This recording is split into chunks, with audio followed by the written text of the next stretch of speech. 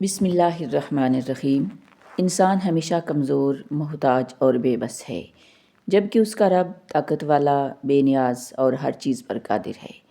جو چیز ہمیں ناممکن لگتی ہے وہ اللہ کے لیے بہت آسان ہے۔ جب انسان اللہ پر بھروسہ کرتا ہے تو مشکلات آسان ہو جاتی ہیں، اور جو دروازے بند نظر آتے ہیں وہ رب کریم کھول دیتا ہے۔ ان اللہ علی کل شیء قدیر، بے شک اللہ ہر چیز پر قدرت رکھنے والا ہے۔ سورۃ البقرہ آیت نمبر 20۔ ناظرین، لوگ بد دعا سے ڈرتے ہیں، حالانکہ ڈرنا اس سے چاہیے جس نے صبر کیا اور خاموشی اختیار کی۔ اللہ کے ہاں دل کے خلوص سچے موتیوں کے بھاؤ بکتے ہیں۔ اللہ رب العزت کے ہاں پاکیزہ جذبے ہمیشہ قبول کر لیے جاتے ہیں۔ آپ بے شمار محبتیں کریں، لیکن اللہ سے زیادہ محبوب کسی کو نہ رکھیں۔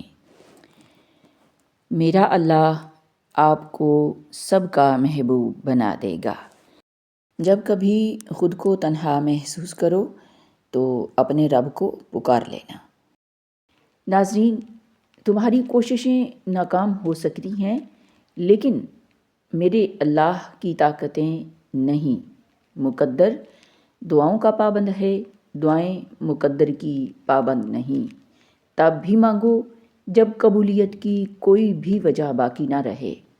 صرف اللہ پاک ہی تو ہے جو دکھی دل کی خاموش صدائیں سنتا ہے۔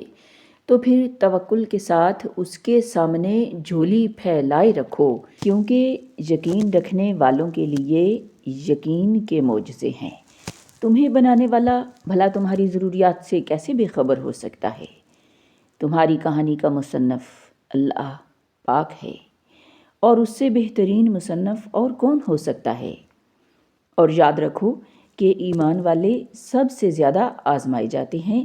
اس آزمائش کے بعد تم ان دعاؤں کا بھی قبول ہونا دیکھو گے جنہیں تم بھلا چکے ہو۔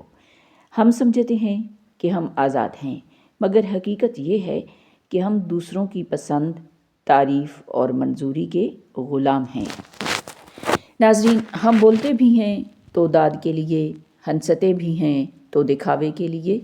ہم اپنی اصل سوچ، اپنا اصل چہرہ چھپا دیتے ہیں تاکہ لوگ ہمیں قبول کر لیں۔ آج انسان زندہ تو ہے، مگر اپنے ہی کردار کی قید میں۔